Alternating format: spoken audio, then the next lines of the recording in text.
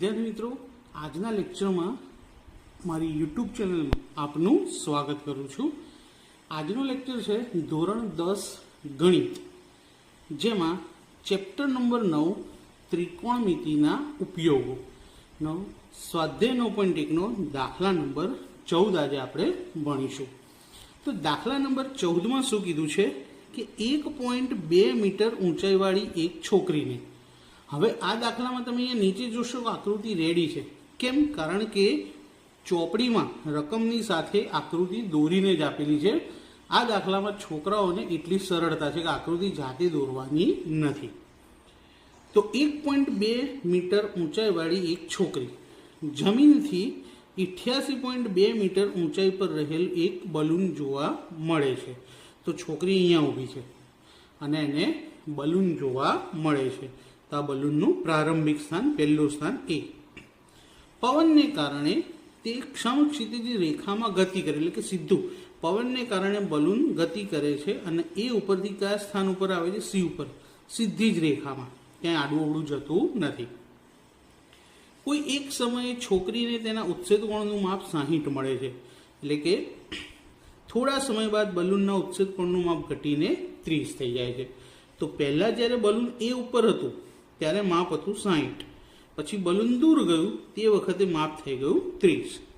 તો આ સમય દરમિયાન બલૂને કાપેલું અંતર, એટલે કે બલૂન એ બિંદુથી સી બિંદુ ઉપર ગયું તો એથી સી વચ્ચેનું અંતર આપણે શોધવાનું છે.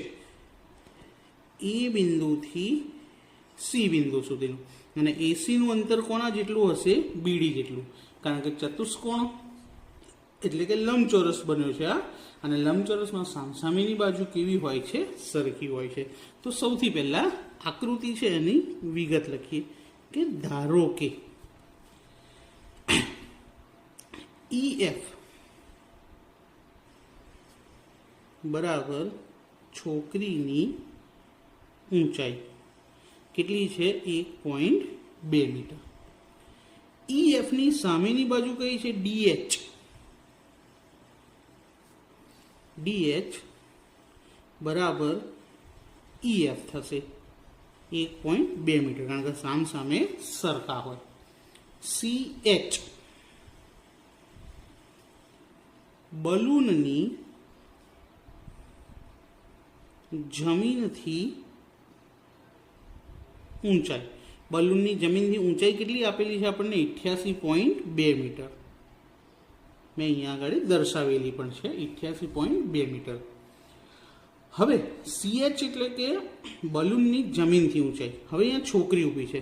છોકરી તેની આંખથી બલૂનને જોવે છે, અને આપણા માટે સમક્ષિતિજ સપાટી કઈ થશે? E બિંદુથી B અને E બિંદુથી D. તો આપણે આટલા ભાગનું DH નું કોઈ કામ છે નહીં. આપણે ત્રિકોણમાં કોની ઊંચાઈ જોઈશે? CD ની ઊંચાઈ જોઈશે. તો જો CD જોઈતું હોય તો આખું કેટલું છે? CH. એમાંથી આ DH શું કરી દઈશું? આપણે બાદ કરી દઈશું. CH નું માપ છે 88.2 અને DH નું માપ છે 1.2. બાદ બાકી થશે તો આવશે 87 મીટર. એટલે કે C થી D નું માપ કેટલું થશે? 87 મીટર. જેટલું માપ CD નું થશે એટલું જ માપ કોનું થશે? AB નું. તો AB બરાબર CD બરાબર 87 મીટર. તો AB પણ કેટલા થશે? 87 મીટર. હવે અહીંયા આપણી પાસે કેટલા ત્રિકોણ બને છે? 2. પહેલો ત્રિકોણ ABE અને બીજો ત્રિકોણ CDE. બંને ત્રિકોણમાં એક એક ખૂણો કાટખૂણો હોવો જ જોઈએ. તો પહેલા પહેલો ત્રિકોણ લઈએ, આ નાનો વાળો ત્રિકોણ ABE માં. ત્રિકોણ ABE માં B કાટખૂણો છે અને B સિવાયનો ખૂણો E. તો ત્રિકોણનો ખૂણો E એટલે આખો ખૂણો કેટલો છે? 60. E નું માપ છે 60 અંશ. હવે લઈએ tan થીટા, કે tan થીટા બરાબર સાબા છેદમાં પાબા. થીટાનું મૂલ્ય 90 તો નહીં લઈએ, એટલે કેટલું લઈશું? 60. તો tan 60° બરાબર, હવે 60ની સામેની બાજુ કઈ આવશે? AB, અને પાસેની બાજુ BE, તો AB અપોન BE. tan 60ની કિંમત √3. AB નું માપ, AB નું માપ આપણે અહીંયા બી હાલ શોધ્યું. AB બરાબર CD બરાબર કેટલું? 87. તો AB નું માપ લઈએ 87, અને BE ખબર નથી. તો BE શોધવા હોય તો BE અંશમાં જશે અને √3 ક્યાં આવી જશે? 87ના છેદમાં. હવે છેદમાં રૂટવાળી રકમ રખાય નહીં, એટલા માટે આપણે શું કરીએ? અંશમાં અને છેદમાં બંને જગ્યાએ √3 વડે ગુણી લઈએ. તો BE બરાબર 87 √3 છેદમાં √3 ગુણ્યા √3 કેટલા થાય? 3. હવે છેદ ઉડાડવાનો છે. તો કેટલા તરી 87? તો 29 તરી. તો માટે BE બરાબર 29 √3 મીટર. આ આપણને કોનું માપ મળ્યું? BE નું, પહેલા ત્રિકોણ પરથી. હવે બીજો ત્રિકોણ લઈએ. ત્રિકોણ CDE માં અહીંયા કયો ખૂણો 90 થશે? D ખૂણો. અને E ખૂણો કેટલો થશે? 30.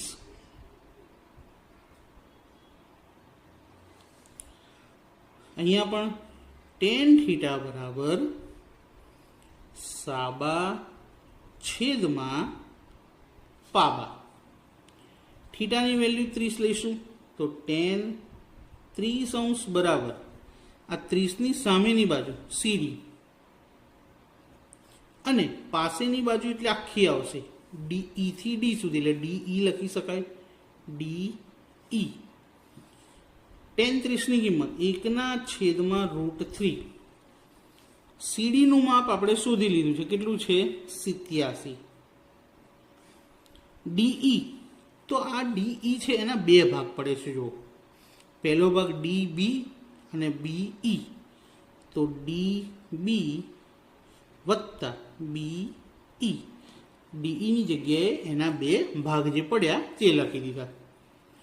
હવે આ બંનેને ઉપર લઈ લઈએ. આ DB ની જગ્યાએ BD લખવું હોય તો લખી શકાય ને, અને વત્તા BE. √3 87 જોડે જતા રહેશે, તો 87 √3. હવે BD નું માપ આપણને ખબર નથી, પણ BE નું માપ આપણે શોધી લીધું, 29 √3.